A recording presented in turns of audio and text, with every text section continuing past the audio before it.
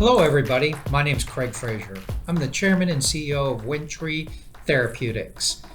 Today, I'm going to make some forward-looking statements. I encourage everybody to look at our SEC filings. We are a public company. We trade on NASDAQ under WINT, and we're a company that's focused on people and treating patients in their moments of crisis when they're hospitalized in intensive care units with a heart that's failing, with or without going into cardiogenic shock.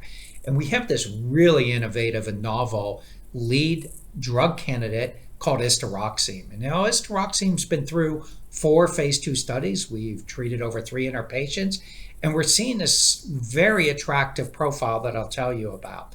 Our company also has some business development deals and licenses already in place. We just recently did a $139 million license earlier in the year with a bigger pharmaceutical company that can be possible deal revenue. And we have an early pipeline of cardiovascular and cancer assets. We're led by a team that's been there, done that, a team that has many decades of experience and success.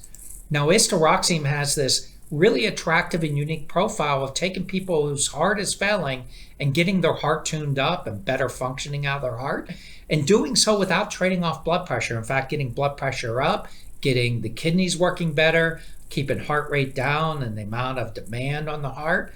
And these attractive positive results have led us to studying a severe population called cardiogenic shock. Now, cardiogenic shock is a condition where the heart is failing to pump and failing to perfuse the body. Even vital organs are starting to be starved of oxygen and flow, and they begin to shut down. And it looks like blood pressure crashing out, and the patient's in big time trouble. In fact, classic shock has 20 to 30% of these patients won't survive. So it's an urgent situation. It's a big market where there is nothing else in development other than istaroxime as well. It's over $1 billion market. Now, the ideal agent to treat cardiogenic shock would be one where you're getting the heart functioning better, you're getting blood pressure rapidly and significantly up to get the organs perfused, or not one that doesn't damage the kidneys, unlike the current agents, and one that also doesn't cause pacing problems or heart rhythm disturbances, and can really help the patient pull up out of shock. But unfortunately, that agent doesn't exist in the current products that hits on all of those categories and desires. The current agents, these old agents, maybe have something that can help have a better effect, but they cause lots of bad side effects that can lead to bad outcomes. And the doctors are saying to us they really need a new drug innovation. In fact, this is some of the strongest market research I've seen in my 35 years saying how much of a need there is. Now, our chief medical officer, is going to tell us about the most recent results that we're all really excited about.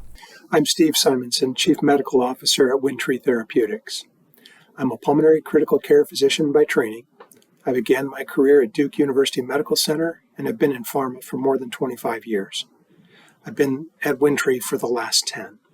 I'm very pleased to be showing you the exciting results coming out of the seismic trials in early cardiogenic shock. Istaroxime is a very interesting molecule.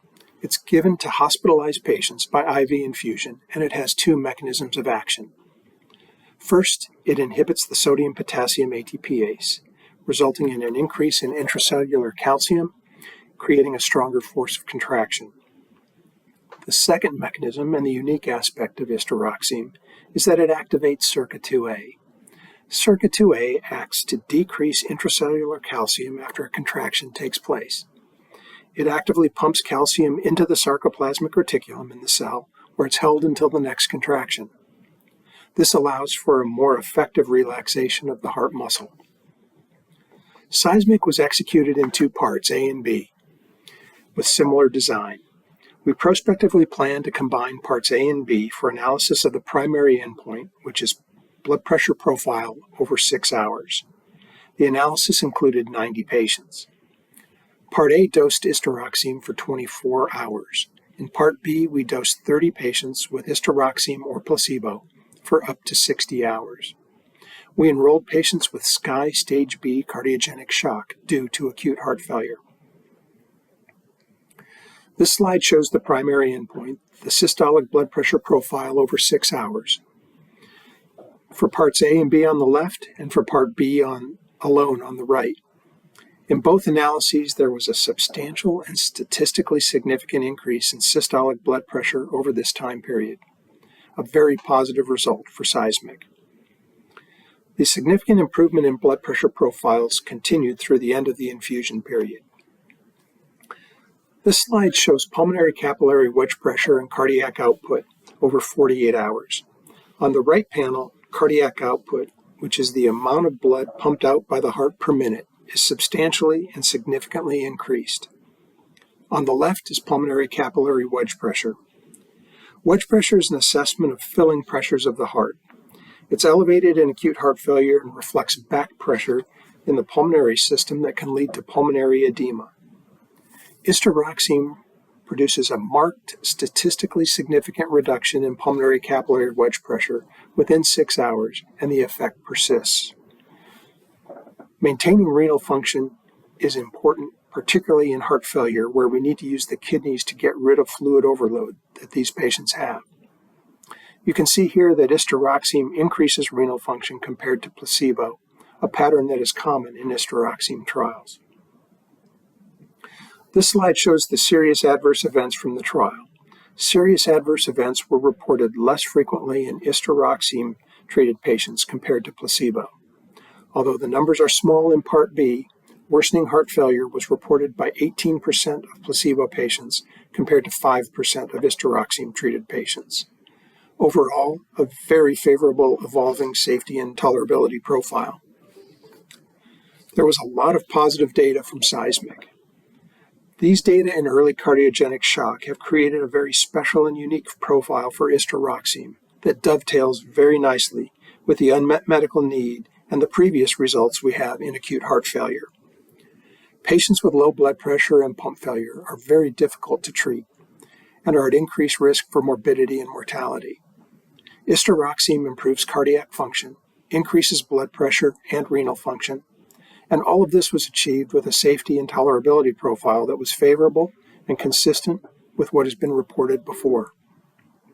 And although I didn't show the data on this, importantly, istaroxime did not increase clinically significant arrhythmias compared to the placebo group.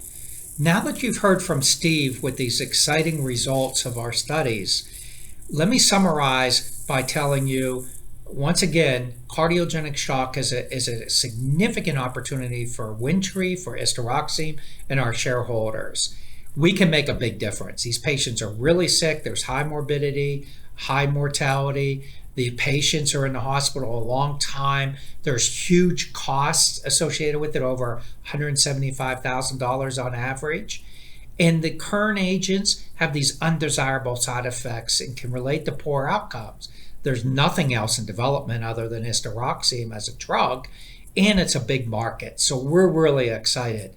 Where we go from here is the deliverables that we're going to have in the next several weeks and months here in the second half of this year are putting out the positive Part B study results, which we just did, the continuation of Sky Stage C cardiogenic shock in the more severe patients to have an interim deliverable in late Q1 of next year, so about 6 months from now. Also, we're supporting our partner in Asia on starting up the big heart failure study. We expect that the start of that study in the next several months, and that's going to be exciting. We'll let people know about that news. And we're going to be advancing things in our early pipeline and looking to drive value through delivering additional data, progressing the program, but also doing some more deals, some bigger deals with pharmaceutical companies. That's our objective. So stay tuned for all the excitement that's going to go on with Windtree, and we appreciate you looking at our company.